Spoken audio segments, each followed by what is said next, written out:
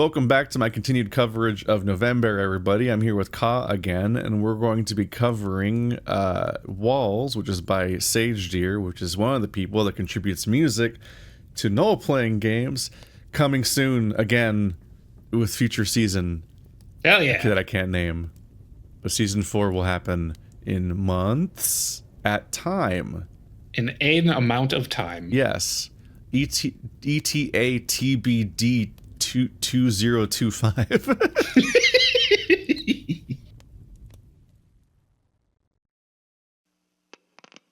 The fine folks at the Leaf House present November 24 FEN Jam Project. Art by Graphic Auto Polar Paint Nemesis. This is all over the place. And basically everything else by Sage Whitaker. Oh, this is fun presentation. Whoa. Oh, hell yeah. The diegetic music. That's great. This rules already. That's a pretty good intro. Yes.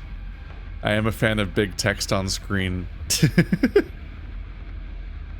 Christ, I hate Wisconsin. The crackly voice to my left snickers, peering at my phone from the driver's seat. He's on the road, dude. I pause the year-old memory playing on the screen and tuck it back into my right jeans pocket. My eyes glance to the person behind the wheel. I guess Ben is me then? If that's... I think I'm Ben. Oh, okay. Assuming that left and right is correct on how roads work. I still can't quite believe what I'm seeing. I've seen this bear in person 3 times prior, but only from the perspective of a mosh pit. Surrounded by flailing limbs, sweaty bodies, and riffs loud enough to hurt you more than the fist carelessly flying into your snout. Standing a respectable distance from the stage, watching, listening, thriving. Let's say recreant. I like the metal font. I love the hat we have here. This is almost like a development on the Carl head wrap. Yeah, it's like a beanie with ear holes set up. But here I am, sitting in his car, right next to him, alone. I have to swallow my anxiety before I speak. Not that I disagree, but it wasn't that bad of a gig, was it? Matty laughs even harder, dipping his head low and shaking it vigorously. The guy running the venue didn't even read our fucking writers. There's a reason why we ask him to take out all the green Sour Patch Kids. It's so we know that they know what we need. That's the basis of the thing. That's the M&M meme. Yeah, the legend of the M&Ms, which people use as an example of like rock stars being divas, but like the point was supposed to be that like, did you read any of this shit? Let's find out. We have pyrotechnics that you have prepped here. We better make sure you read everything. Yeah. Didn't even get a sound check. It's a miracle nothing went wrong. Jeez, I had no clue. Matty just shrugs it off, clearly uninterested in dwelling on the woes of touring. I can't really blame him though, it sounds stressful. It's whatever. Would have preferred to be here in Duluth. Wisconsin's just Hicks Central. Besides, our home state fans are the best. With a sly smirk, he places a huge paw atop my thigh. Oh man, this is really happening. Nearly a whole week of planning has led up to this. A whole week of daydreaming and worrying and, well, talking dirty. I at least have a decent idea of what to expect, both in and out of the bedroom. For now, though, I just chuckle sheepishly. Hey, we've got a Hicks too. I was surrounded by them up until a couple of years ago. You know what I mean. There's way more nothing in Wisconsin than in Minnesota. Do they have anything like the Mall of America? The Target Field? Wisconsin Dells exists. It's pretty and it's got a lot of water parks, sure, but you don't really think about swimming in the winter, yeah? Depends. I like a nice outdoor hot tub while it's snowing. Matty snorts. Unless I get to skinny dip, I think I'll take the Mall of America, dude. He laughs, and I laugh with him. I know it's a stereotype, punk musicians being seen as these big, scary, and violent brutes. It's not totally inaccurate if you see him perform on stage with the other members of Recreant. But now, seeing this bear with such a big smile on his face, joking around and being so open around me, it's endearing. I'd even say it's kind of cute, but Matty doesn't seem to hear that, at least not right now. So, how long until we're at your cabin? Just a few more minutes, my man. Relax. I'm excited too. He pats my thigh reassuringly. The gesture alone is enough to make my cheeks feel all warm. I don't think I've ever hooked up with a guy who made me feel this much. It's always felt transactional in a way, hooking up. We both want sex, we meet up, we have sex. One of us leaves the other, and we probably never speak again. No emotional connection needed, or expected. Matty, though, he's just so eager, so extroverted, I feel myself wanting to talk to him more. It's different. I like it. You'll like it. The cabin, I mean. It's real cozy. Had a lot of good memories there. Yeah? Does that mean you slept with other people there? You hear the bear about to speak, but something catches in his throat. The paw on my thigh returns to the steering wheel. Well, no, you're not the only one, but... His tone of voice softens a bit. I turn back to face him. For a moment I see a conflicted expression on his pierced muzzle, but then it's just back to a playful grin. Hey, are you trying to make me talk about the notches on my bedpost? You dirty chipmunk. I don't like the mouthfeel of that. Dirty chipmunk? Yeah. I wheeze. Breathless laughter spills from my mouth before I'm able to process it. And I feel like I'm gonna melt. Shut up, you know I'm not. I nudge my elbow into Matty's thigh, and he responds with a snicker. I just want to know more about you is all. Well, there'll be plenty of time to chit-chat when we're at the cabin. Won't be much longer now. I nod and gently pat Matty's thigh in turn. Part of me does genuinely wonder just how many people he's slept with in that cabin, but I won't ask. It doesn't make any difference anyway. As he continues driving, reiterating previous texts about what to expect upon arrival, I stare out the window. Being one of those gays that can't drive. Relatable. You literally can't drive. I never really have a chance to see outside the city. I think the cabin is still within Duluth city limits, but only barely. Even so, it feels like I'm back in my hometown. The long, straight stretch of road, the dirt path we turn onto, all the snow-capped trees and power lines is identical. Just goes to show this is a Minnesota thing, not a small-town thing. The only difference between here and there is that I don't have to hide my preference for guys here as much as I had to there. I wonder how 14-year-old Ben would feel, knowing that in 5 years he gets to move out of that lonely town he never belonged in. I wonder how he'd feel, knowing he gets to do all the things he wanted to do. Attend local concerts, make some actual friends, go to a good college, have a place to actually comfortably call home. I know I'm pretty happy. Suddenly a tap on my shoulder pulls me from my reflection. Yo, we're here. I turn forward, and through the windshield I see it. I'm bad at geography. Minnesota and Wisconsin, they're touching, right?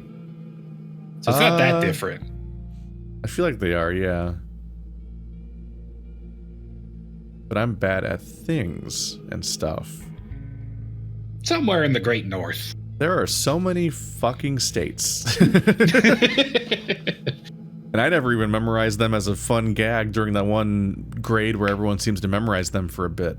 And then their capitals. I didn't even do it that time. It's not even one of the weird, creepy ones in New England. It's one of the big ones. Yep. I never memorized the Animaniacs song. Yep, no idea. It becomes a real struggle real fast. I keep thinking Colorado is like right here, and I keep being wrong. I think it might be because Colorado might be one of the Four Corners states, so that makes it feel like it's going to be like attached to California, even though none of the Four Corners are California. So inherently, there's at least a buffer of one state in between them.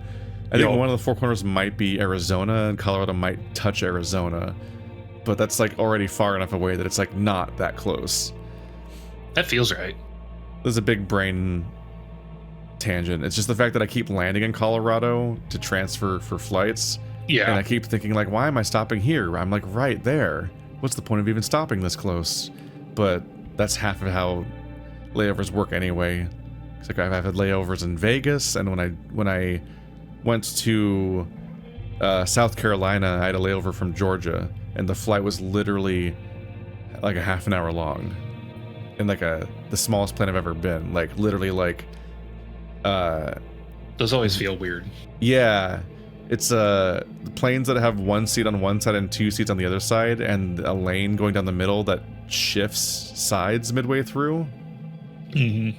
Like one of the rows just has two seats because the fucking lane that you walk down diagonally changes its position as if to like maybe even to even out the weights of the people or something between the two sides of the plate or something. Actually, yeah. It was just very jarring to look down a plane and see the aisle you walk down shift halfway down the plane. You're like, what? The fuck? And then being like, yeah, no, you can't take your bags on this plane, sir. It's impossible. You're going to check your bag for this part. There's literally no overhead bins. Yep. Wow. I look at the cabin at first, but my attention is quickly drawn to the view at its side. There's something about this open view of the frozen lake in the early golden hour. It feels almost like a painting, or like a movie. Not even the lake views back in Birchhaven look this good. I'm honestly kind of shocked.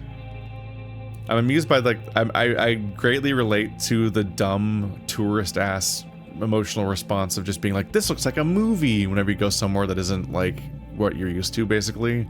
Despite you living in the land where all movies are shot. Yeah. Well, a lot of movies they're not necessarily shot here, but they're made from here and so on. But like in particular, I went to like the Boston area, and immediately I'm like, oh, I've seen these woods a lot.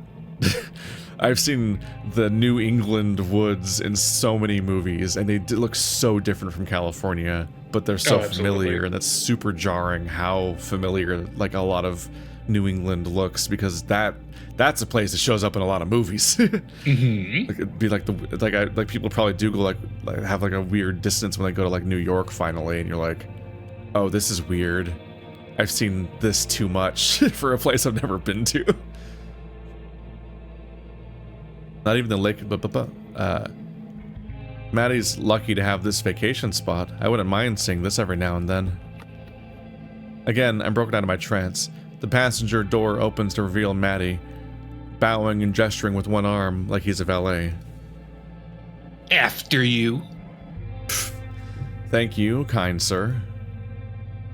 He flashes me another wide grin, and I'm quick to hop off the vehicle, shaking and stretching my legs one at a time until they feel nice and loose again. I'm sure they'll need to be later tonight. Gotta limber up. Oh. It's me, the dirty chipmunk. When I finish up, I see Matty already at the front door. He digs a single key out of his pocket and pushes it into a deadbolt lock. He doesn't hold the door open for me, though. He just steps inside and shuts it. So much for being a gentleman. I walk around the left side of the cabin and rest my back against it, taking some more time to admire the view. What makes this sunset, this cabin, this frozen lake so breathtaking? It's not because I'm with another guy, is it? Or is it because I'm afraid this will end up like every hookup does? We'll just fuck, sleep together, get something to eat, and leave, never to see each other again. And why am I being such a downer all of a sudden? Snap out of it, Ben. This has been the most meaningful connection you've made in years. The difference is you're in the middle of nowhere this time, so the implication... You're in the middle of nowhere, so your body will never be found. Both Matty and I put too much effort into this trip for it to end up as nothing more than a one-night stand. We've got some chemistry already. There's nothing to worry about. This'll work out. The sound of something tapping pulls my attention to the window on my right. Matty's looking right at me from the other side of the glass. Both paws pressed against the window. He gestures to the door with his head, exaggerating a sad look in his face. It'd be cute if it wasn't so funny, seeing a big bad punk musician give me puppy dog eyes.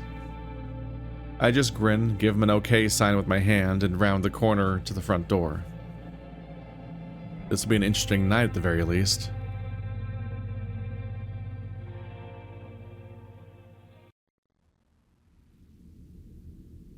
Entering the cabin feels like being welcomed into a warm hug.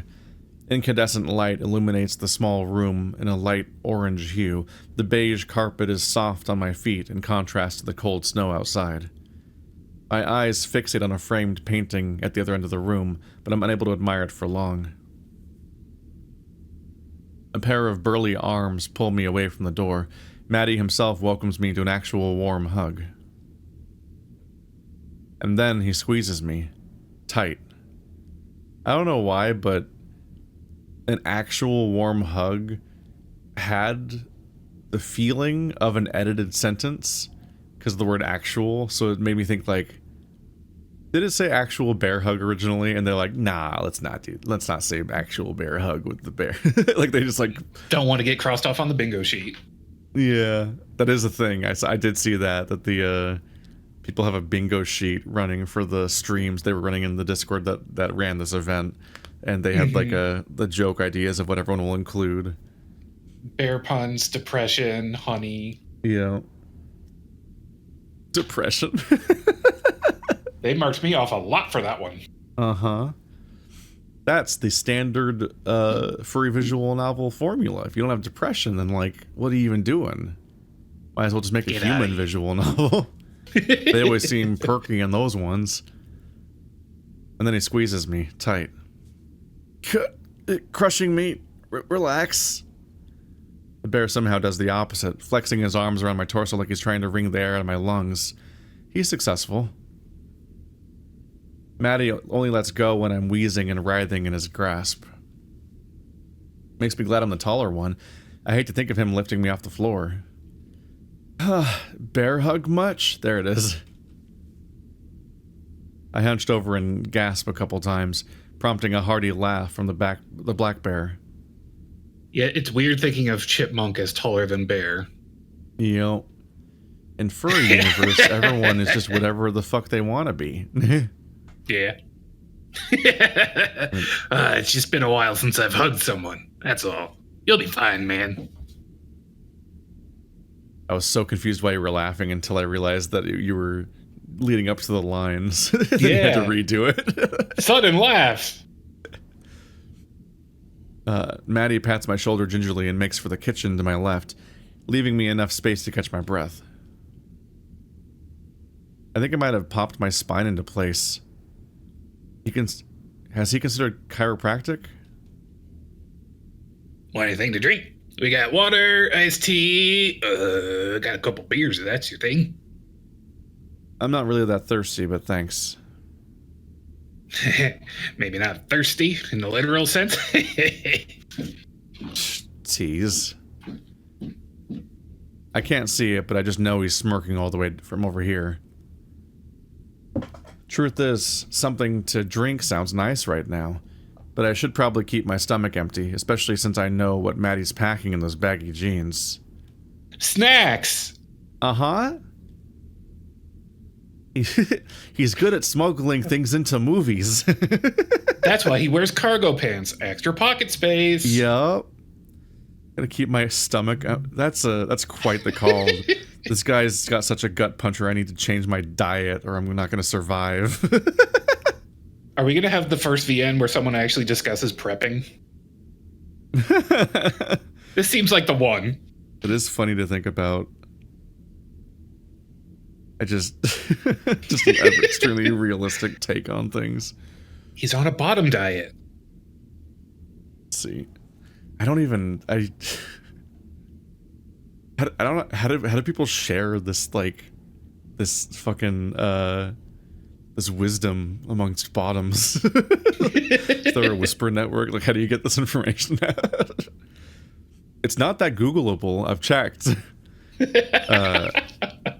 I'm on a list.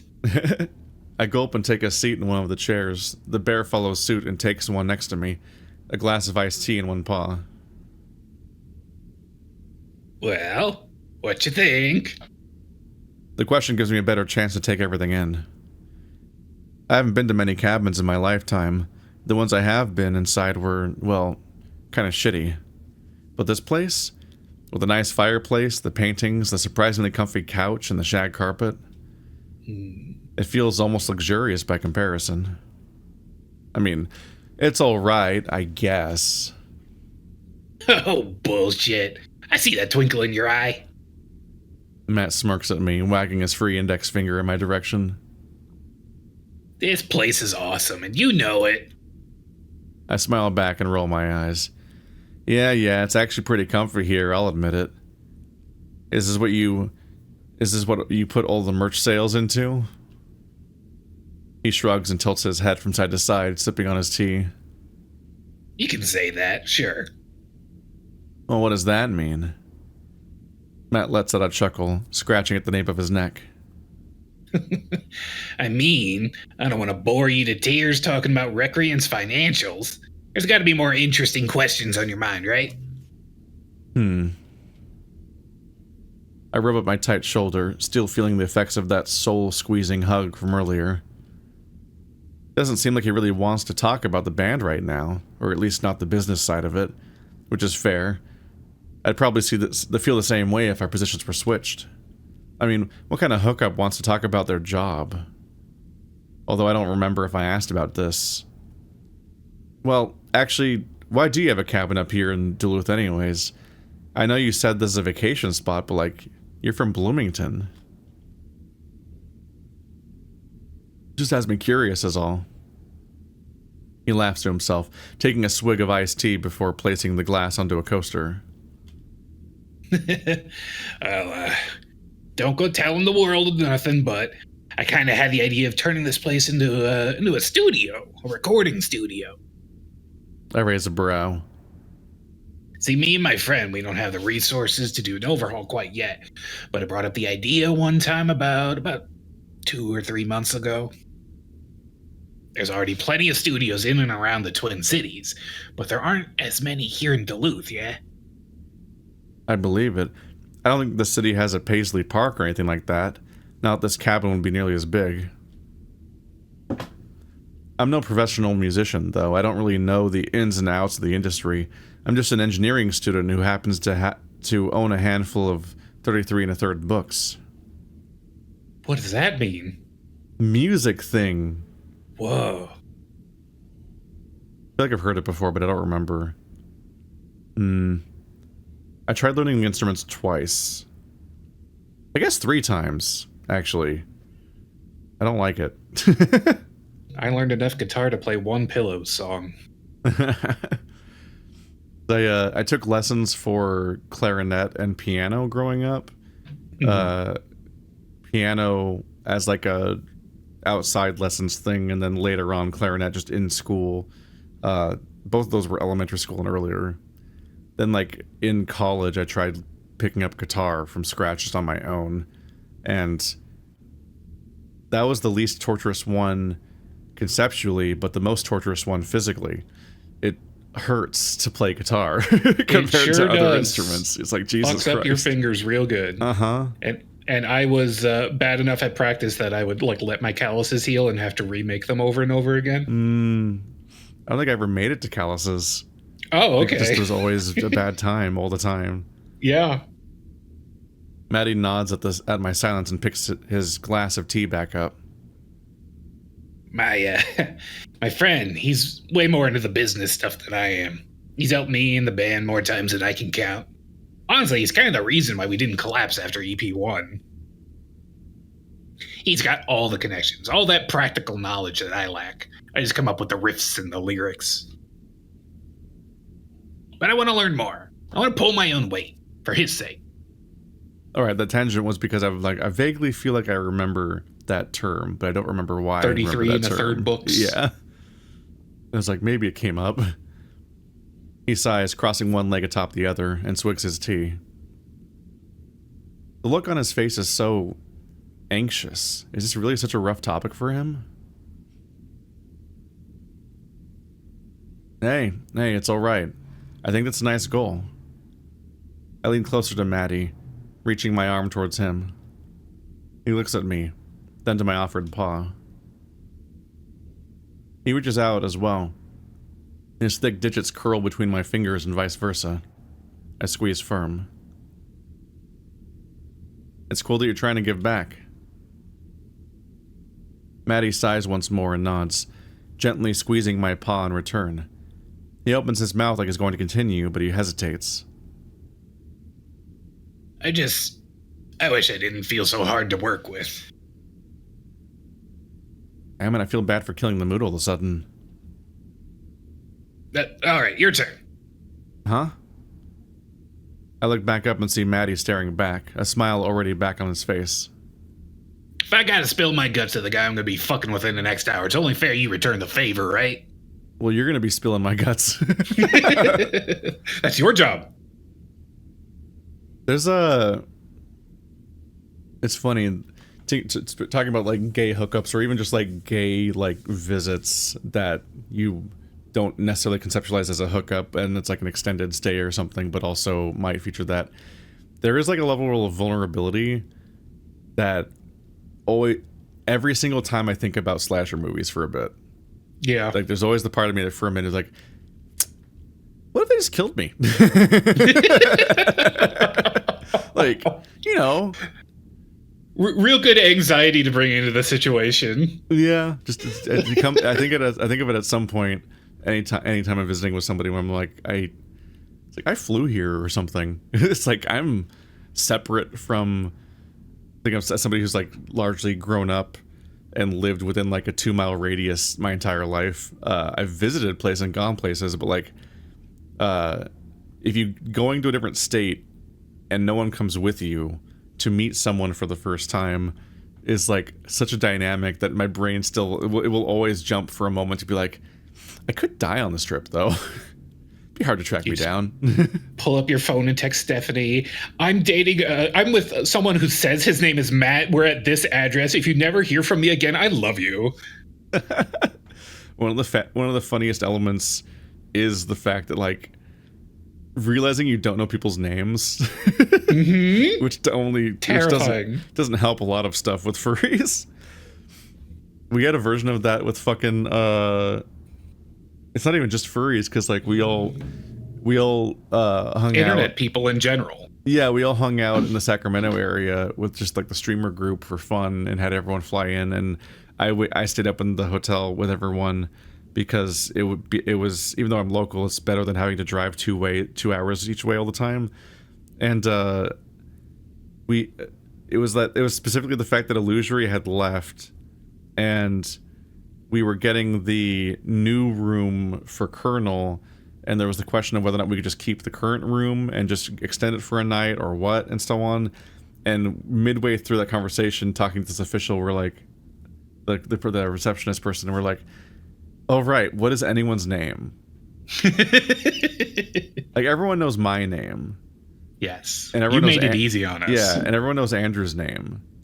But the rest of the entire, like, it's me, Andrew, and Marty, and everyone else is a fucking wild card, where it's like, does anyone remember any of these people's names for real? And that's a whole struggle.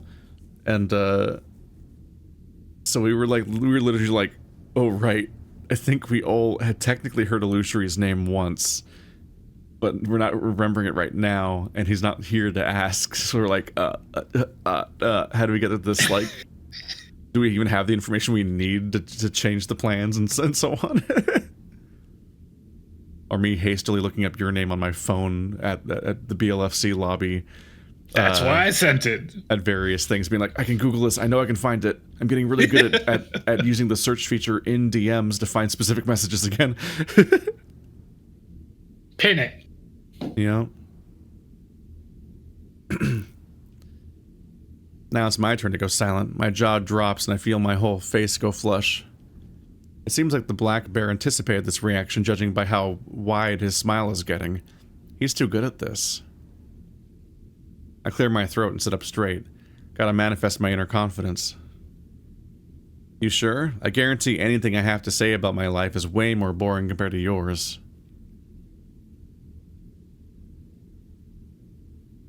Matt slowly leans towards me, the self-assured smirk never leaving his face, even when our muzzles are mere inches apart. Try me, Benny boy.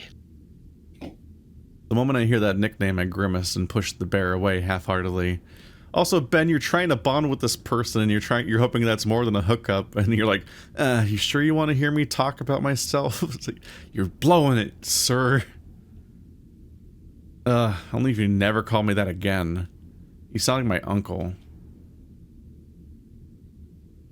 He laughs heartily, and as much as I truly loathe that nickname, I can't help but chuckle with him. It's hard to stay mad at this guy, even as a joke. It's just easy to be comfy around him. I take in a deep breath. You ever been to a town called Birchhaven? Oop, music. Hello, soundtrack. Yep. Makes me think about how specifically music can trigger different parts of like the memory center of your brain. So there's very much like a narrative reason you could potentially choose to have a song cue whenever somebody recalls a memory specifically. Yeah. Don't think so. Exactly. It's not like the smallest town, but it's small and isolated enough to be inconvenient. You need to drive half an hour just to find a good grocery store. Ugh. Yeah, it's pretty bad. That's rough. That's bad. Matty leans back and makes eye contact as I speak. For some reason, that makes me pause. Does he really want to hear me talk about my life? It just feels weird to me. I'm usually the most boring person in this room. It's not, I mean, it's not much of a leaderboard. I don't know. It's always been me and my mom there for the longest time. Dad left when I was 8. Mom's a nurse at the local high school, so he was always worrying about me and my well-being, maybe a bit too much. Didn't let me join any sports teams, got anxious when I mentioned wanting to drive.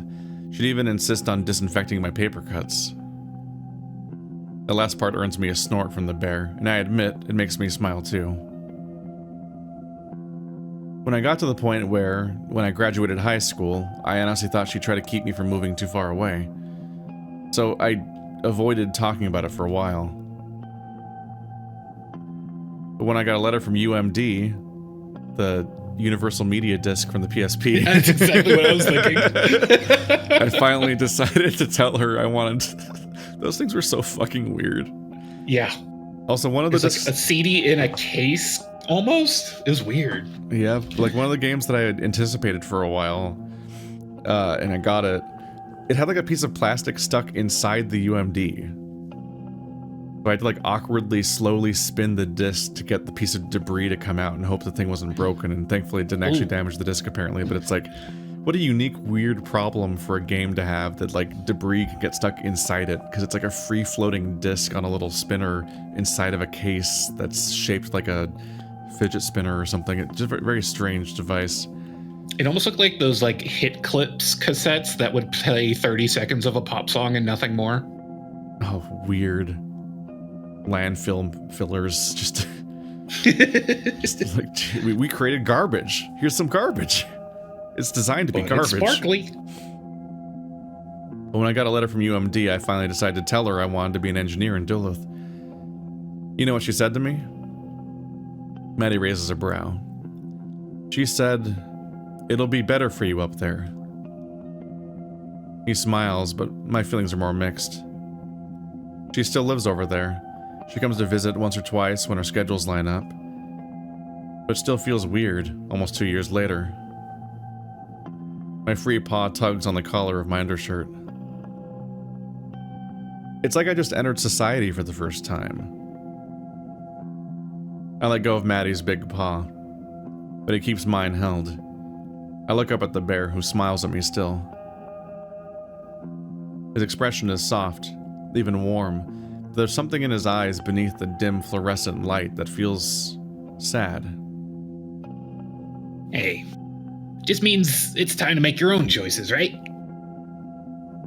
Those words make me pause. He's got a point. Moving here was the first big choice I ever made for myself, and it took a lot of courage to do it. Only more to come, right? Well, I think I'm hungry. Any good places to deliver here? My question visibly catches Matty off guard, making him grimace and suck air through his teeth. Shit, I didn't actually think of that. Let me check DoorDash.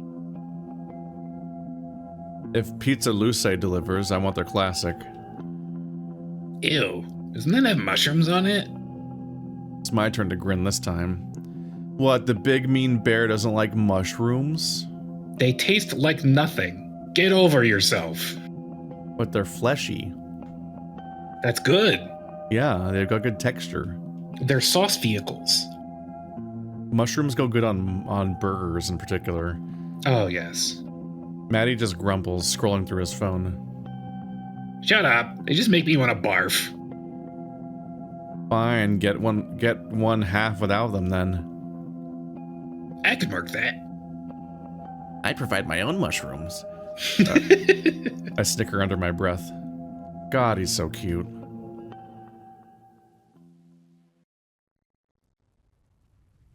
I clutch the front of his hoodie with my right paw, wrinkling his own band's logo into my palm. He holds me by the waist, sneaking claws underneath my shirt, teasing them against my flesh. My moans muffle into his mouth as we kiss in front of the fireplace. I lean into Matty, and he pulls me down with him, sliding his paws towards the small of my back. Each time he pokes his tongue into my mouth, it feels like my heart is playing blast beats against my sternum. Tastes like pizza. I can kiss this guy. Kisses. Mushroom kisses. I can kiss this guy for hours and be perfectly content. A part of me wouldn't mind that, honestly.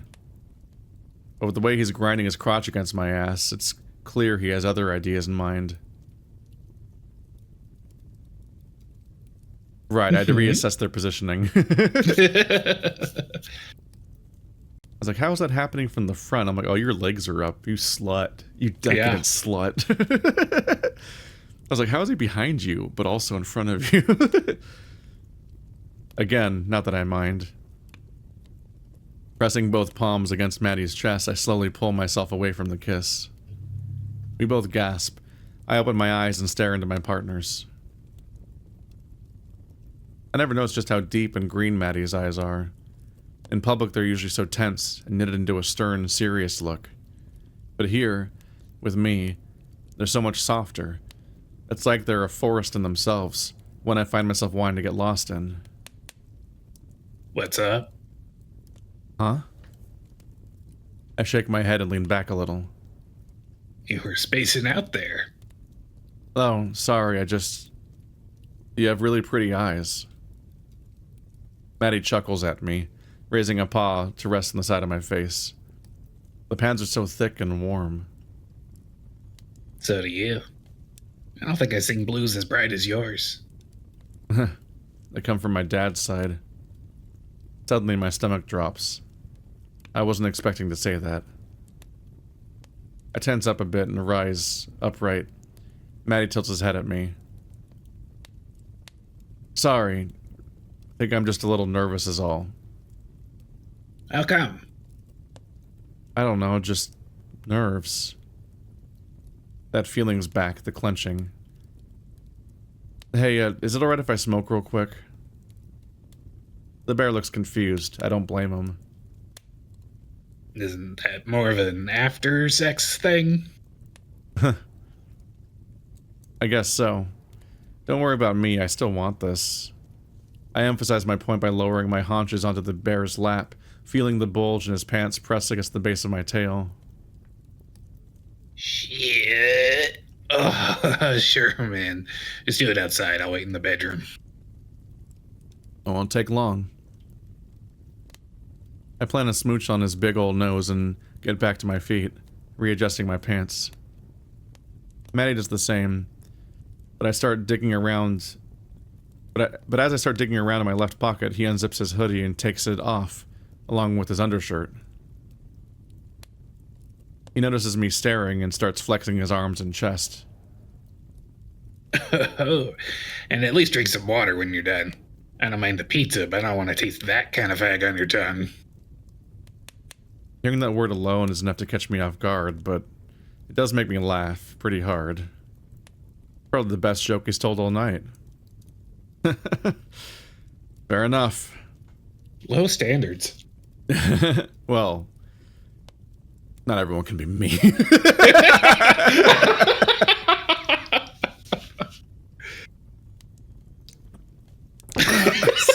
So fucking stupid.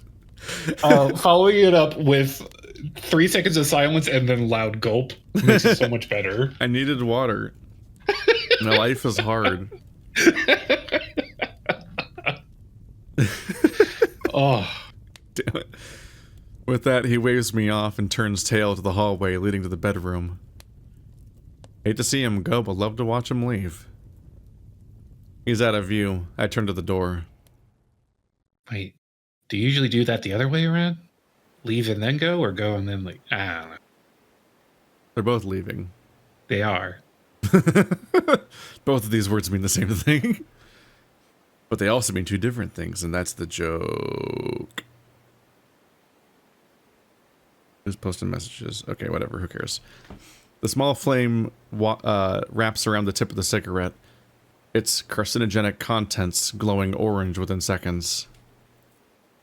I place the filter between my lips, then I breathe slow and deep.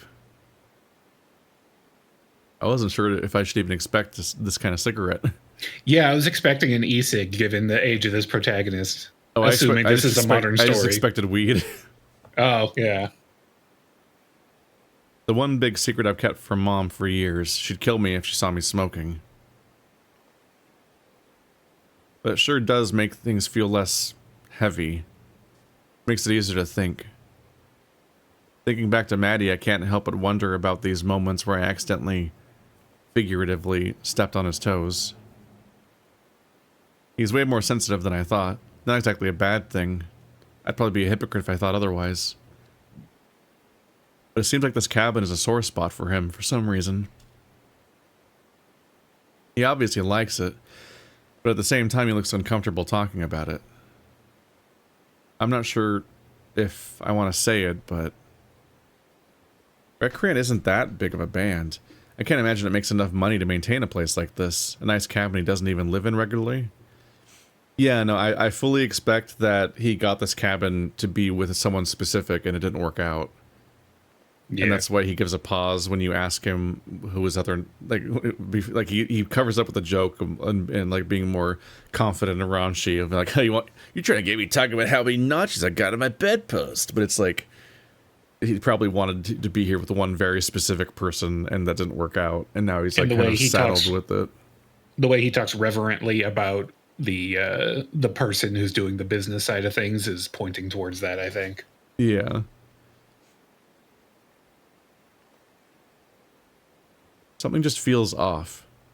I sigh, and a plume of smoke leaves my mouth. It sways and disperses and wisps and becomes one with the air. There's something about the act of exhaling the smoke that feels more mentally stimulating than inhaling it, to me. I blame all the times my dad blew smoke rings when I was a kid, presenting it like some kind of magic trick. For the longest time, I've never been able to get the hang of it. Not until a couple months after I moved into the UMD dorms. I take another drag from my cigarette, let it fester in my lungs for no longer than a couple seconds. And imagining myself with a mouthful of bear dick. Yep. Puff, puff, puff. Puff, puff, pass, bro. Give us some. Uh-huh. Gray circles distort and expand in the air before sinking down. Congrats, Dad. Your son's a smoker and a queer. I hope you're happy. It's just 2 forms of oral fixation. Uh-huh. My dad taught me how to... you're literally... I already know where it's going. Like, I fucked it up and you already know what the whole move is. I haven't even played that game. Yeah. My dad taught me how to throw knives and make me less gay. So now I know how to suck dick and throw knives. The plot twist is that that's not from the game. Oh, is that a fan comic thing? Yeah, the Night in the Woods Greg screenshot of him talking about sucking dick and throwing knives is not actually a quote from Night in the Woods. Oh, but could have fooled me. No, it's such a good Greg quote that I already beat the game and got and like I played it twice to get through all of B and Greg's versions of Days and stuff. I thought it was real. It blends in seamlessly. It just slotted right into my memories of the game like it was real, even though I'd already played the game. Just makes no sense. It's very funny. The hell? I turned to my left, squinting in the direction of where that sound came. I need to play Night in the Woods again. It's been like 7 years since it came out. Fuck. Damn. Speaking of things I can make a video about, probably. There you go. There's something out there in the woods. A feral animal? I can't tell for sure. My night vision isn't the best, but I am quite good at detecting movement. That being said, whatever's out there must be hidden already or staying perfectly still. I can't see anything out there. I lean forward further, really trying to scan the trees for something. Anything. Nothing. Can't see or hear anything over there. Whatever. Shouldn't stay out too long anyways. I drop whatever remains of my cigarette. These interrupting things. I drop whatever remains of my cigarette onto the cold ground, raise my foot over it, and I guess you heard a sound. The struggle with those is you don't know what the user's going to have their text speed set to, so you don't know how much of the line they're going to see before it cuts. Yeah, I'm not a fan of this feature in RenPy and how much people use it. Because it interrupts immediately, and it's like, on some level, I'm like, I know there's the instinct to add an interruption, but people get interrupted all the time in books. Yeah. And the books can't make you turn the page automatically. If they could, there are authors who would use that. Yeah, but I think it just doesn't quite work. I think just having the hyphen works, akin to like how you would also do the in a manga, for example, you'd probably do the page turn. You'd just be like sudden reaction at the bottom corner, and then you have to turn the page to see the actual reveal, and you paste the comic around that which that's the part that's insane to me, is having to paste your story around the page layouts to know that you want to have this happen on that part of the piece of paper. It's a little easier in a comic than it is in a book, because there's a lot more text per page in a book.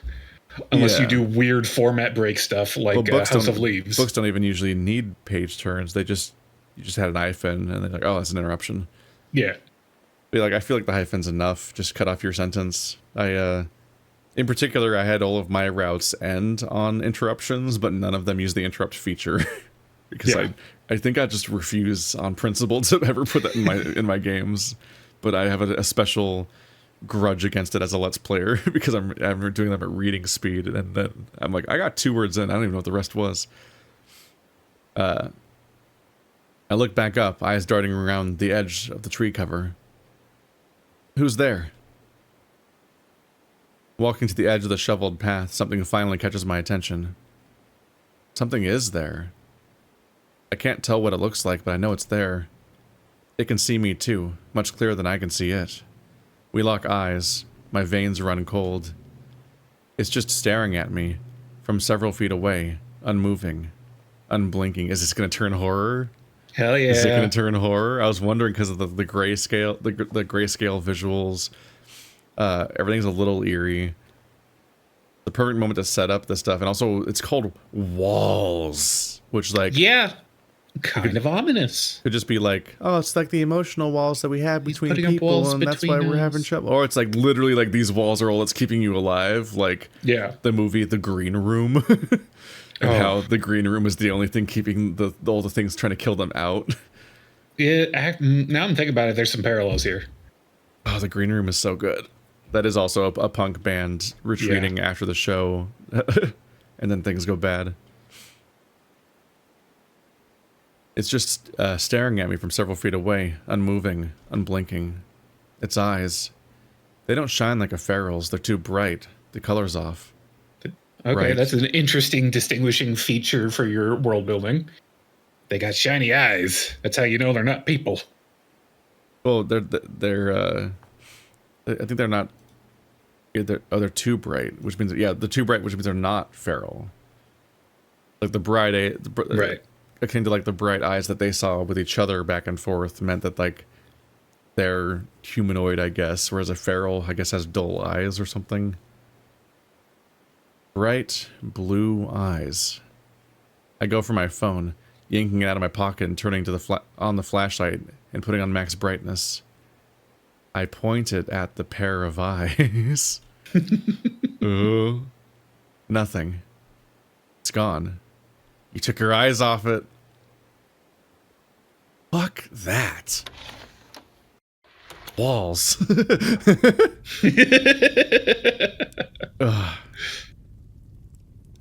Being in the wilderness is nice during the day. Being in the wilderness in a building at night is awful.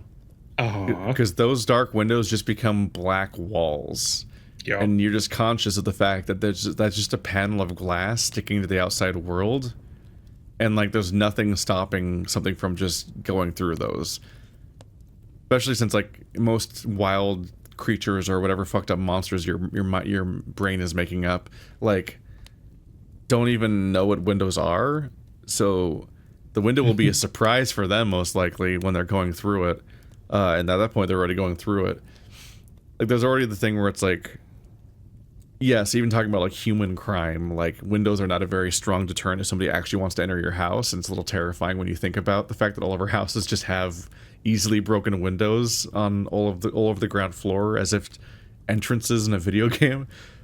But there's the deterrent of like it makes a bunch of noise and a racket, and it's just so inherently obviously crimey that like society holds you back because there's so many consequences, and also just like what kind of person you are if you're doing that. But a bear doesn't care. Bear does not respect windows. Yeah, so it's oddly upsetting to look out. It's like a phobia that manifested in a real time at one point when I was just at a cabin in the middle of the night and I looked outside the window and just saw the nothing.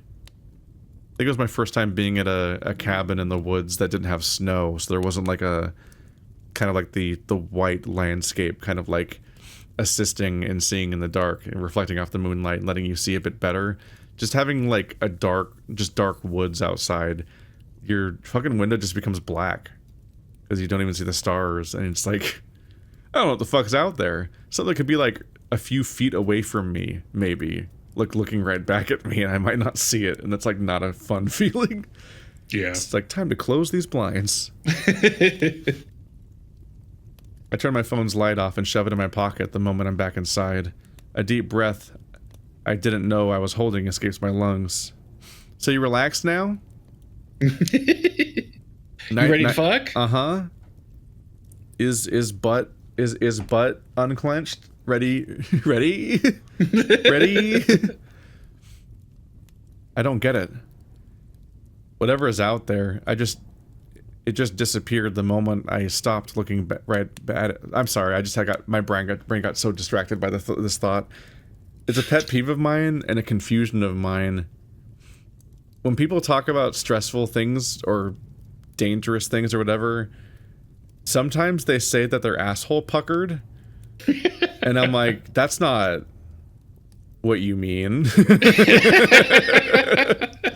It's up there with like, I could care less. It's like people misdescribing their stress reaction with their asshole in various scenarios. And as a gay man, very distracting thing to just sneak into sentences left and right when you're saying it wrong. Stop making me think about that. It's like you don't mean that. That's not. You mean clenched. That's not. You're just like. It's like, why do people say that? They get it wrong, and it's like that's so evocative, and you don't mean that. Anyway. I think they're just misconstruing that with like the puckering of lips from sour. It's like, that's tight, right? Yeah. Just so strange. Whatever was out there, it just disappeared the moment I stopped looking right at it. Gone without making any of the noise it made before. It was just a feral. It couldn't have been a person. It couldn't be. I groan and rub my face vigorously, trudging towards the kitchen. Where are the glasses? Actually, nah. Too much effort. Don't want to keep Matty waiting any longer. But he's gonna get smoke or breath. He told you to drink a water. Just want to forget what happened out there. Oh, that's what he means. That's fine. He's just laughing at it. The fact that he says, I reach for the sink, turn on the cold water, and drink from the stream directly, but it doesn't say he cupped his hands, so he's just like... Yep. Switch it around and try to spit the taste of fag out of my mouth, as he so eloquently put it earlier. I should probably invest in gum or mints or something, especially if this isn't a one-off event. For now, swallowing and spitting 3 times each will have to do. Just eat more pizza. Yeah. Pulling away from the faucet and wiping my muzzle with my sleeve, I noticed something on the fridge. There's a white square stuck to its side, held up by a magnet. I flipped over a photograph. Why? I ponder it for a moment, feeling my curiosity getting the better of me. My paws grasped the photo, and the magnet shaped like a Canadian flag. I flipped the picture on its face. It's the shape of a Canadian flag specifically, not the colors, the shape. They have that weird flag shape. Do they have a differently shaped flag? No. Yeah, I was thinking about that. I'm like, did they mean like the leaf that's used for Canada a lot, or do they literally mean just like just 16 by 9? It's just a rectangle, like every flag, or almost every flag. It's Matty and the other members of the band in front of the Electric Fetus record store in Minneapolis. Hell yeah. Electric Fetus. Reminds me I should visit the Duluth location this weekend. Something does catch my attention, though. There's someone else right next to Matty in the lineup. His dead boyfriend, who's a werewolf outside right now. With blue eyes. He's one of the whistlers. Oh, God, that story's upsetting. I don't know if you've sat through that before. I have not. It sounds vaguely familiar. It sounds like an internet creepypasta. Yes. Yes. In that, creepypasta, just that it's just a story online, but like it's one of those short stories that just becomes a long story that was written on the No Sleep subreddit, I think. Yep. And the No Sleep podcast did an audiobook reading of it that's like genuinely gripping to sit through, and it's like, Jesus fucking Christ, I don't want this anymore. More things to worry about in the snow. An uncannily tall squirrel guy. Looks almost a foot taller than the already short bear. See that friend Matty mentioned? The business-minded guy? He looks out of place. His smile's a bit tight compared to Matty's wide grin. It's a nice photo, though. Why is it flipped over? I frown, put the photo back as it was, and make my way through the hallway with some unease. It seems like Matty's trying to be accommodating for me, but he keeps slipping up, acting nervous. Is that squirrel more than just a friend? And is Matty trying to keep that a secret? I don't want to be a homewrecker. I don't want to be the reason the modern-day Jane Doe gets made. I stand in front of the bedroom door, my paw hovering just above the doorknob. Should I bring it up now? I don't want to ruin the mood right when we're about to fuck, but this is genuinely starting to bother me. Ah, damn it. So much for a stress-free... The door opens then, and a wall of black fur nearly collides with me. Jeez, there you are. Oh. Oh, he's already in his underwear. Distracting physics. I open my mouth to speak, but the bear kisses me before I vocalize the syllable. A thick tongue digs around in my mouth. The sensation makes me tremble from the back of my neck to the tip of my tail. Maddie's paws grasp my waist, and my own come to rest just beneath his shoulders. Our lips part when he pulls away from my face. I swallow our shared spit. Maddie smiles. You actually rinsed. I just stay still and laugh sheepishly, looking into the man's half-lidded gaze. Good boy. Oh. He dives in and kisses me again, pulling me by the hips into his bedroom. I think that was supposed to be more like a, oh, fuck, like, fuck you. But I got cut off. The door shuts behind us, and I feel Maddie's paws go up to my shoulders as he pulls off my overshirt. He's going so fast I can barely keep up. I think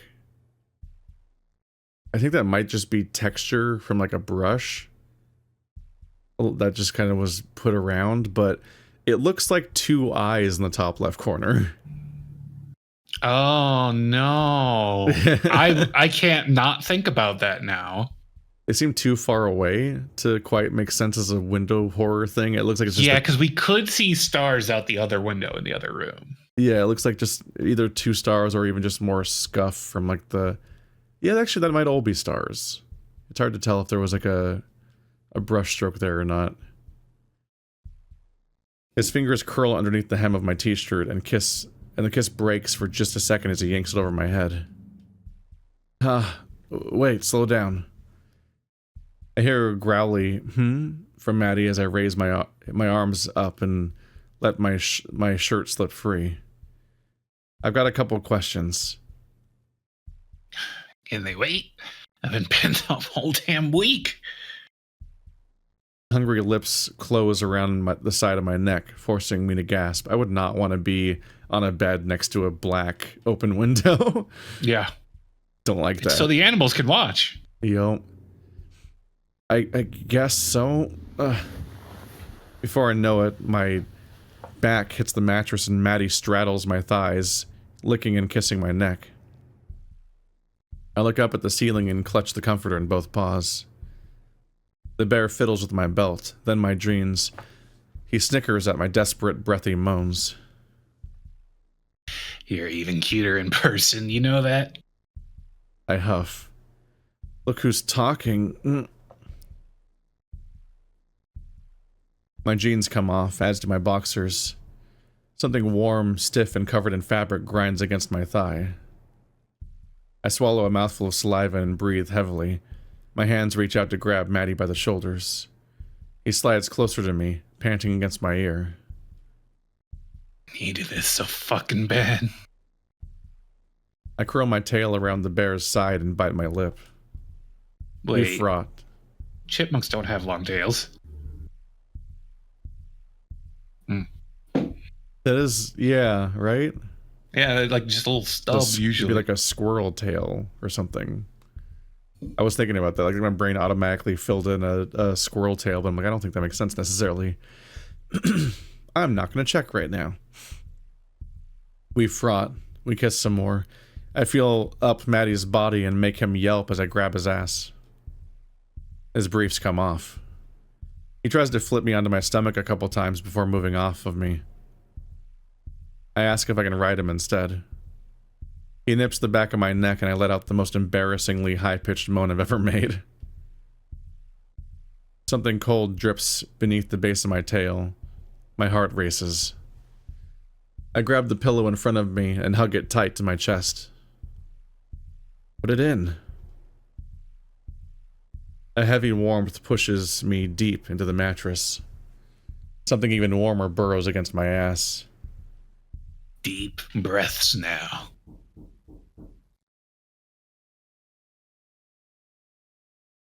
What was that?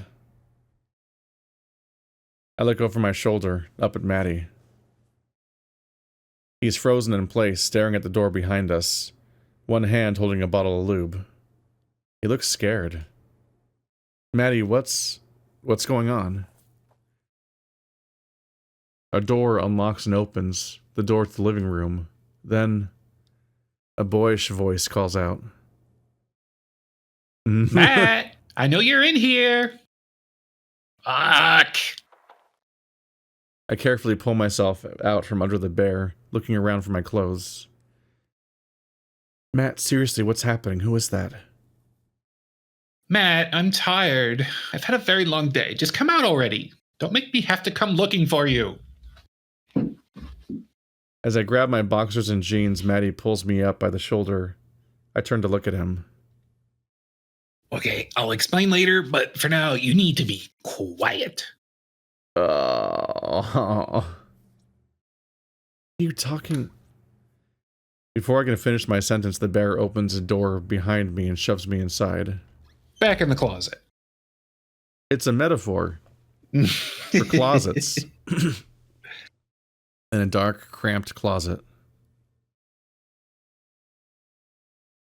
I go up and try to push against what feels like the doors, but they don't budge. Matty, I don't like this. He doesn't respond. I just hear the sounds of him shuffling around in the bedroom. The fact that he can't get out is immediately upsetting. Yep. Matt, for the last time, please show yourself. It's like, is he gonna have to just sit here and, like, witness everything that happens going forward? Is it just gonna happen, like, right outside the door or something? Is he stuck in the walls? Yeah, or something worse gonna happen. Like, is he gonna be left here? Like, what if this person drags him out and Matty doesn't let him out, or some other thing happens and he's just fucking trapped in here? Like, this can get upsetting. I'll be right there, Jay. Who? His voice sounds strained. The closet door opens for a split second, and my shirts are shoved into my chest. Matt, what the fuck? Are you seriously in my bedroom? My bedroom. The door shuts again. I'm left stunned. Hey, Jay. I was asleep. Figured I'd crash here after a show in Duluth. I thought you were in Minneapolis for the Long Horse gig. We did it. We've made it. God damn it. Yeah. It's us. We're the gig. For anyone at home that is a criminal that hasn't watched our No Playing Games channel for some reason, Long Horse is, I think it's both a band and a creature. Between parts of fucking Cape Escape and Dead Laws. I believe that was canonized as a band when it appeared as a button on Snapper's bag. Right, yeah. I was trying to remember. I'm like, no, because, yeah, Dave's band was Throat Knot. Yeah. I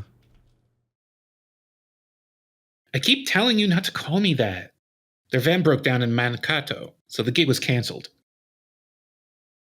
I wonder if they're even a thing. Yeah, like this might just be like the business partner that has no thing between them, and he's just like using his cabin to fuck guys. Yeah, like he just keeps taking people here, and it's somebody else's fucking house, and that's why he can't afford. That's why it doesn't look like something he could afford. And maybe he wants something with this person or doesn't, but like, super fucking awkward.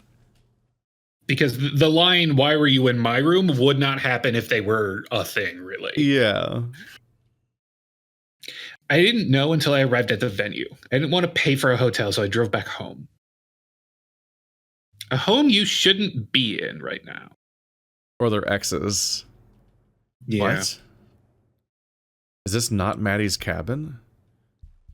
I feel that familiar, deep, sickening clench in my stomach again. I'm sorry, I should have let you know. I know. I'm just really tired, too. I know he hasn't been completely honest with me, but he lied about him owning this place? I sink to my knees, my whole body feeling tense as I struggle to feel for my jeans. Who else is here, Matt? I stop. Nobody else is here. Why? What? A frustrated snarl cuts Matty off. I wonder if it's going to be like the multiple, if there's multiple glasses around, or even if you even got a second glass. I smell man ass, Matty. Or if it might have been because he smoked outside. How'd he dispose of the cigarette? Well, just that you might smell the smoke still is what I mean. Yeah. Because I don't know if you'd find the cigarette in the dark. Or it could be the detail that they ordered a split pizza. Oh, there's mushrooms, and he might know that Matty hates mushrooms. Or even just the fact that, like, who orders a pizza that has half mushrooms, half not mushrooms? Yeah. Like, one person might order a split pizza that's just like, I want 2 crazy flavors in one order, but it wouldn't just be sans one ingredient. The same thing with and without mushrooms. It's like, that's just... Unless you're ordering the left pizza none beef as a joke. Left pizza none beef, yep. A frustrated snarl cuts Matty off. I don't want to be here right now. I really, really don't want to be here. It would be one thing if I just saw your minivan parked in my yard and nothing else. I feel sick. There's an empty pizza box on the living room table. Your hoodie's on one of the chairs and your nose is twitching. Your nose twitches when you're nervous. I clutch my head and curl into a ball. It's getting so tight in here. But that's not what concerns me. It feels like before. I found this in front of the door. My ears perk and my heart sinks into my gut. Oh no. I forgot to pick it up. It is the cigarette. I know you don't smoke, Matt. Neither do any of the other guys. If one of you broke edge, that's something we can work out. They're straight edge. Oh my god. Fucking straight edge punk band. I just need you to please, for once, be open with me. My fingers clutch the fur of my skull. I can't breathe. Don't leave me in the dark again. Jason, it's nothing. I don't believe you. You're in my cabin without my permission. You are clearly hiding something or someone. This helps explain why they called out too. Because it's like, what was the point of calling out like that? I'm like, is there even enough space in this cabin to hide anything, or like be like, don't make me come find you, and like the no space there might be. But it's like they're intentionally not walking in on something. It feels like. Yeah. How does he expect to even get us out of here? Like, we're in a remote just cabin making the guy leave, I guess. You just have to hope Jason leaves his own house. Like, yeah. Like, Matty has no exit plan at all. Unless he's going to just leave, but also somehow get us out through the window, and then... Not my problem anymore, bye! Like, it's suspicious if Matty leaves at this point. Can you not blow smoke up my cunt and just be honest with me? It's hard to be honest with you when you're treating me like a goddamn maggot. It's not your house. Please, God, not again. Stop yelling. Please, no more. It's very telling that he's having the mommy and daddy are fighting reaction. Yeah, no, it's a strong... That's a rough situation. Yeah. It's not like you are a completely different person now. Oh, it is like you're a completely different person now. Fuck! Matt, please look at me. I'm sorry, I'm sorry, I'm sorry. I'm so sorry. I'm gonna say this once, and I need you to answer. I just didn't want to feel so alone. It's just so wrong not to want to be loved. Who does the cigarette belong to, Matt? It's mine. I gasp. I heave and retch. I'm on all fours, vision blurry. Am I crying? Swallowing spit hurts too. When I look up, I see the forms of 2 people. Matty standing near the corner, paws over his mouth, and another, a tall chipmunk? No. Squirrel. A squirrel. He stares down at me. I realize my jeans and belt are still undone. I stare back, cold and upset. The squirrel closes his eyes and sighs. Matt, go wait for me in the living room. I can't just leave him like. Go now. I wonder if, because he heaved retch and then swallowing hurts. I'm like, did he throw up on the floor? I threwed up. It's just him now. I struggle to catch my breath still, but I try to speak. I'm sorry. My vision clears enough to see the squirrel's facial expression clearly. He looks concerned.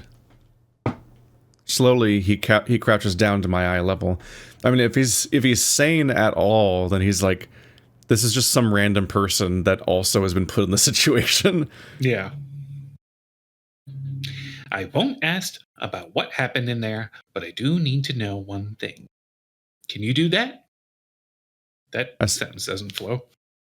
I swallow another mouthful of spit and nod. The squirrel, I think Matty called him Jason, nods back and looks me dead in the eyes. Did he hurt you?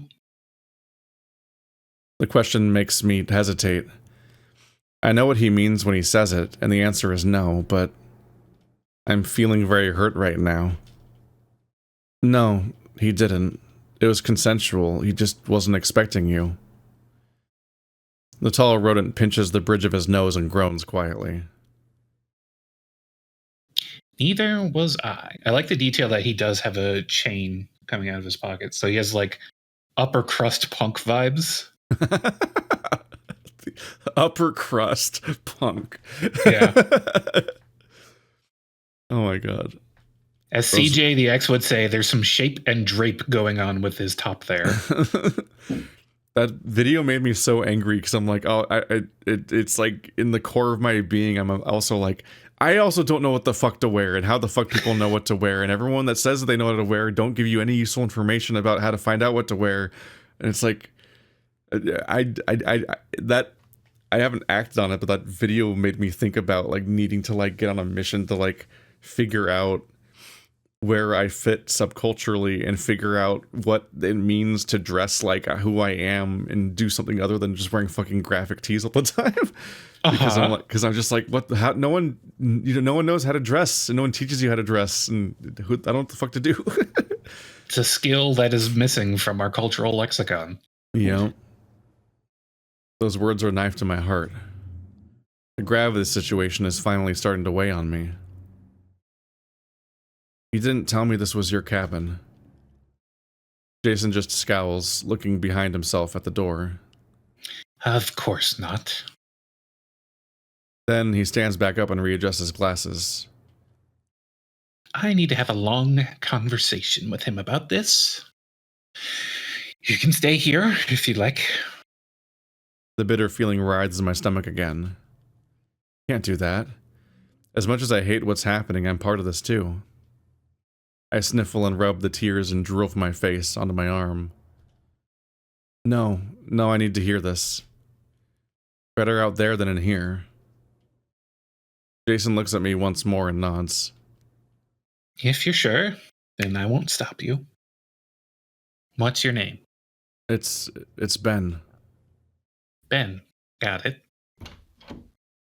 And then Ben and Jason date. Happy ending. Rodent ending. The bedroom door opens and he steps outside. Put your clothes back on and I'll meet you in the living room. Take your time. God. I hug my shirts to my chest, clutching them like they're keeping me afloat in a dark ocean. Why did it have to happen like this? The tears just won't stop. Just like when I was a kid. But I don't hold back this time. I'm tired of holding back. I cry. I cry and I cry. I cry until my body writhes on the floor. It's been so long since I wept this hard. With each tear I shed, the burden of my conscience feels lighter. I don't know how much time I spend sobbing into my flannel jacket. But when I'm done, I feel clear-headed. I'm ready. The fire in the wall has mostly died down. Some warmth still remains. I sit in the center chair. Matty's on my right, dejected and hunched over. To my left, Jason sits with one leg crossed over the other, sipping on a glass of water.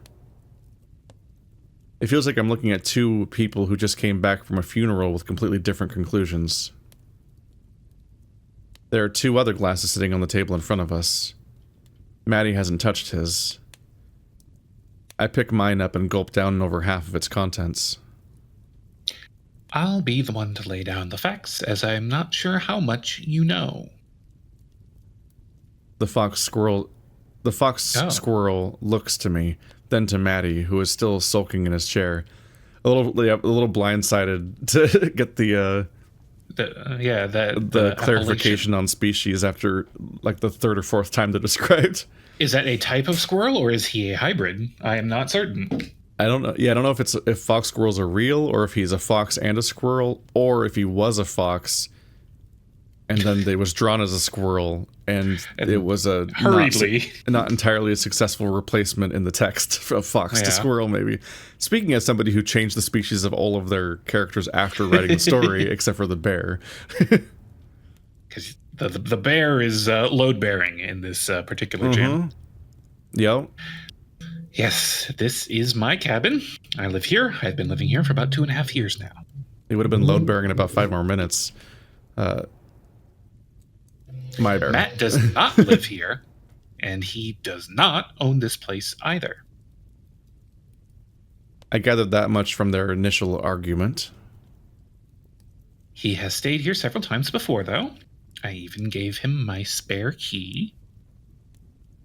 Jason gets up on his feet and walks around the coffee table, approaching the bear. Which I realize I must not have taken it back. His left paw extends in front of Matty's face. The bear hesitates. I even catch a wince, but he reaches into his pocket and places a small silver key in Jason's palm. Thank you. Jason walks back to his seat and tucks the key away. Ben? My tail bristles at his curt tone. Yeah? How long have you known Matt? I cough a couple of times, trying to clear my throat as best I can.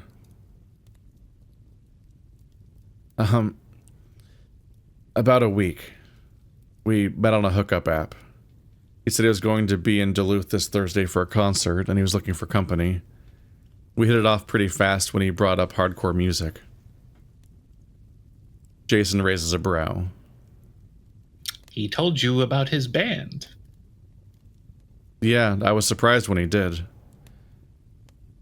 I've been a fan of Recreant ever since the first album dropped 3 years ago. That gets a reaction out of the squirrel, an uncomfortable grimace. Oh God, you're a fan too. Suddenly, Jason removes his glasses and vigorously rubs his face in his palms. Matty stays silent. A few painful seconds pass before Jason puts his glasses back on and composes himself. Has Matt told you anything about me? I frown at the question. Not directly, no. What do you mean by that? I can hear a heavy sigh to my right. I told Ben about the studio idea. Told him that I have a friend who helps me with the industry, part of the music industry. Jason's attention fully turns to Matty now. But I didn't tell him about you. About our relationship. There it is. The words I was afraid of. The clenching in my stomach extends up my chest, into my throat. I knew it. They both turn to me then. I look away, down at my glass of water. You're not good at lying, Matty. Ever since we got here, I could see something in your eyes. At first, I thought you were just as anxious as me, but whenever I brought up this cabin, you went cold. It's like you were staring at something that wasn't there. The pad of my thumb runs along the glass's rim.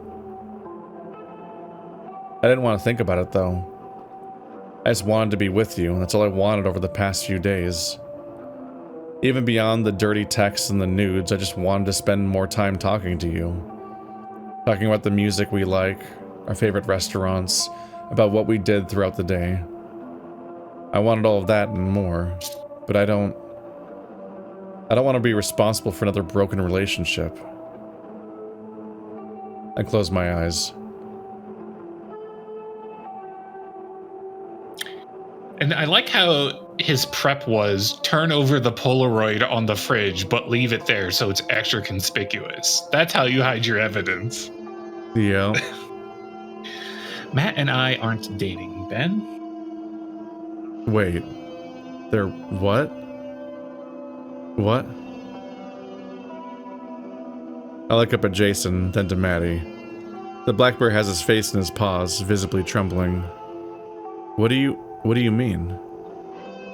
We broke up 2 months ago. Matty lets out a sob so quiet I'm not sure if I could hear it if I wasn't looking at him. I don't know how to feel anymore. This doesn't change things so much as it recontextualizes things. Yeah, he grabbed someone that looked like his ex-boyfriend and wanted to fuck him face down in his ex-boyfriend's bedroom. Mm-hmm. Leo Googling otters. Not in a better or worse way. It's just sad and awkward and embarrassing for us all. I thought even if we weren't together romantically, we could at least be together professionally. I thought that would be enough for us. I turn my focus to Jason. His expression is tense but vulnerable. Clearly, it wasn't. It doesn't feel the same. It hurts. It hurts being in the same room with you, knowing I can't hold your hand again. I can't hug you after we each go through another long, tiring fucking day. I love you, Jay. I love you so goddamn much. Jason's lips thin into a line. It looks like he's choosing his next words carefully. Then why would you go behind my back, use my cabin without asking, and hook up with someone who is a fan of the band? Is it because he reminded you of me? The black bear shudders and sobs some more. The room falls silent. What still burns in the fireplace crackles weakly. Matty looks up at Jason. He looks at me. Tears wet his face. His lips are pulled back in an upset scowl and his breathing is heavy. Please don't leave me behind. I'm so stupid. Just the worst. I just wanted to feel loved again. These words pull at my insides. I know all too well how they feel. Wrong too. Mm-hmm. He shivers and scratches at his shoulder, sniffling loudly. I care about you, Ben. I do care, and sorry that I lied to you. The bear's voice crackles painfully as he looks at me with desperate, pleading eyes. I'm so sorry. He doesn't deserve to be in this much pain. To a degree, I understand why he did what he did. But I can't help him. I look back down at my glass of water and put it back on the table. I'm sorry too. But I don't think I can do this right now. I didn't want to be pulled into this mess. Matty's shoulders slouch and he sinks back into his chair. With a deep, shuddering breath, he nods in resignation. Yeah. Yeah. You didn't deserve this. My eyes sting. My throat feels like it's closing shut. I wish this didn't hurt as much as it did. Hey, Jason?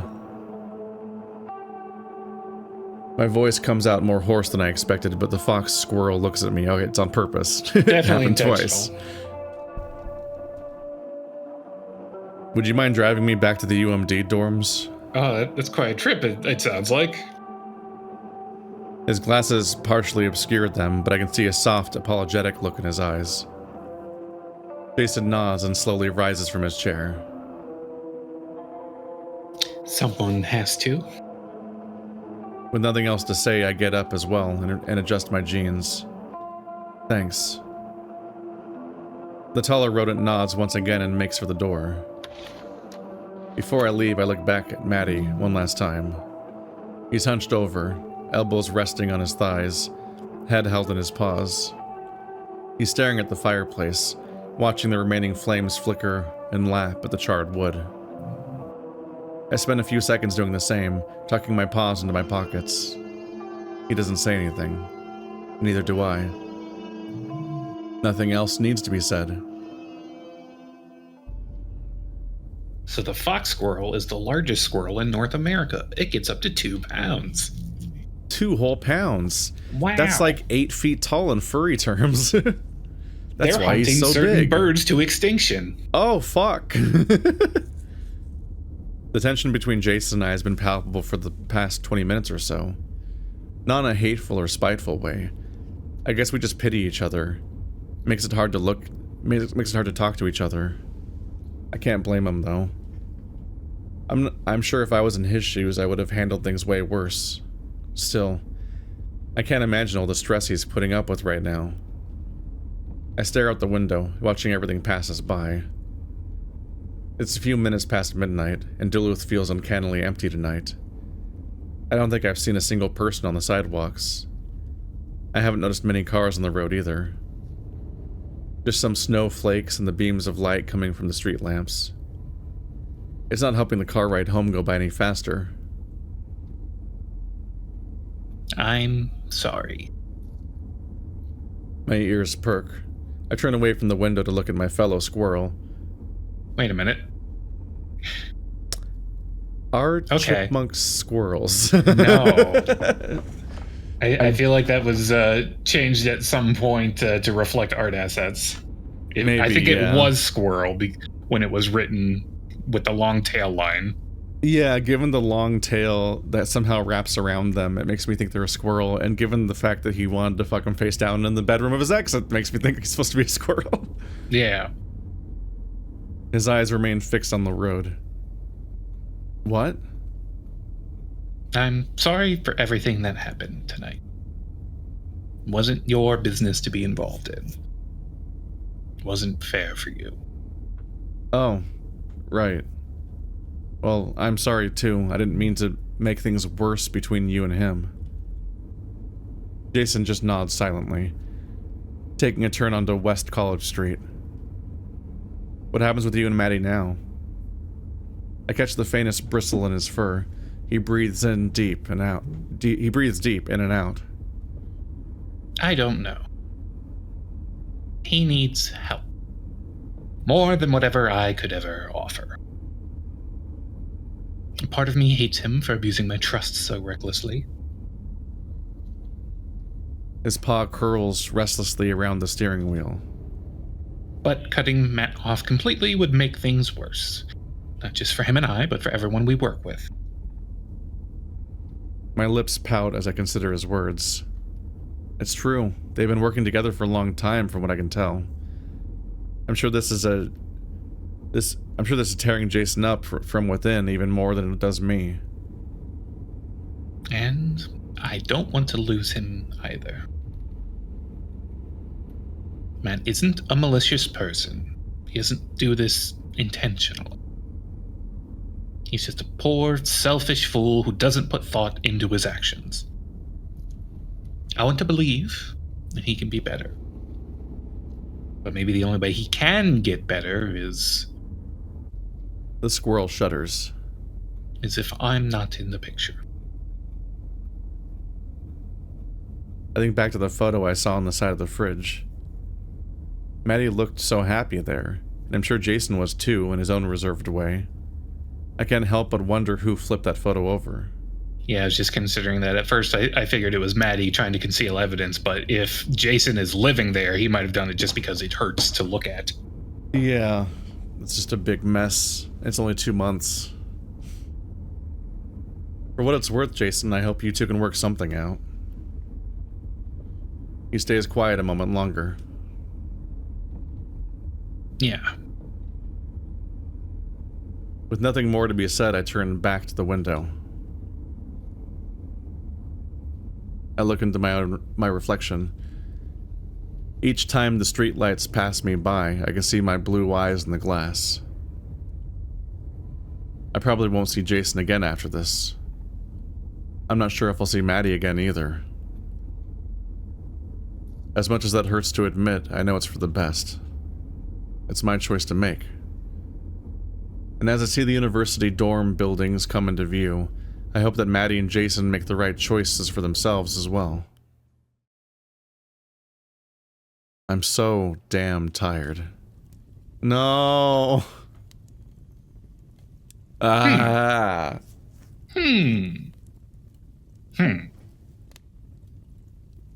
That's brutal. Yeah. I was also extremely ready for it to suddenly to make a horror turn. Yeah. It was definitely building up a lot of vibes in that direction. Some of it might just be how the art turned out, but also just that scene, just that weird ass outside scene. You start wondering, like, is something about to happen?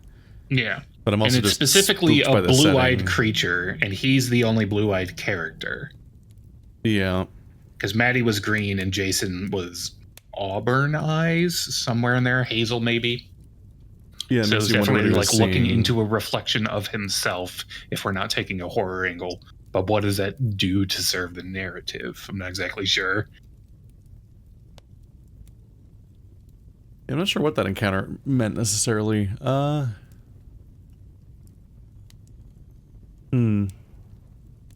Let's peep the about page. Do they have anything special on there? Nope. No. Nope. They forgot to credits it. Dude, annoying. Editing this page is so annoying. Yeah, I always delete it and make my own. It's also like, you have to like, at least the way that I was doing it, like it seemed like you had to just do it all in one giant quote box. Yeah, And- that's why I get rid of it and make a different one. Yeah, because like trying to do it The all in default is the annoying. one quote box, like it just keeps scrolling and scrolling. And you're trying to find where your stuff was, and you're adding formatting to everything and hyperlinking. And you're like, oh my god, what am I looking at? Yeah, Like, that's I a would- nightmare. I would just, I kept writing it all in Notepad with a bunch of line breaks and stuff, and then like removing the line breaks for the version I would copy into the code. So I just could not. At some point, I just could not manage it in the code anymore. It was just so irritating.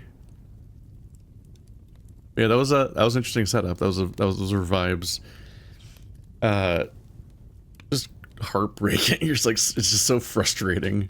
Yeah. That being somebody that's just being used and going through the whole like I very much relate to his reaction of like, on his end of things, he's hoping for things to be more and not just be hookups, and he's like trying to get connections with people, and he's hoping that this is like an investment in someone that will like could be building something. And on the other end of things, he's like essentially like a disposable lookalike, and this was completely asymmetrical emotionally, and but this person like let it build up like it was going to go somewhere, and it's like it's so deeply frustrating to deal with that element. And given his age, this is probably like his first major attempt at a relationship. So to have it go like this is really setting a tone for his dating life. Yep, he's very young. And they even poke out the fact, the idea of like, oh, he's even a fan. Like, dealing with like this person's essentially like just sleeping with groupies and stuff like that. Like it's a completely different thing. It's just, but they plant the seeds of like, oh, he wants to, like, he'll talk to you. about your life and stuff like that, and you order pizza together and it's other stuff, and it's just like all the stuff that points at the idea that he might be invested in making this a relationship, but on his end it's like he's just trying to relive what were for him the glory days. So he's like just sort of recreating dates in this location because it's meaningful to him, and it's just and that aspect actually filled in what I thought was a plot hole at first, which is why the fuck are you doing this here specifically? But then it makes sense once that shit goes. Brutal. Yep, this has been another November game. You can check this one out and other ones like it in the November Game Jam, many of them 18 plus, but I mean, you got this far in this video. There are a bunch of them, link in the description, and we will not be able to get to all of them because there are so many of them, but you can fully explore more of them. But thanks for watching like always, guys. I've been here with Ka, our co-host on Null Playing Games, and we'll see you next time. Later.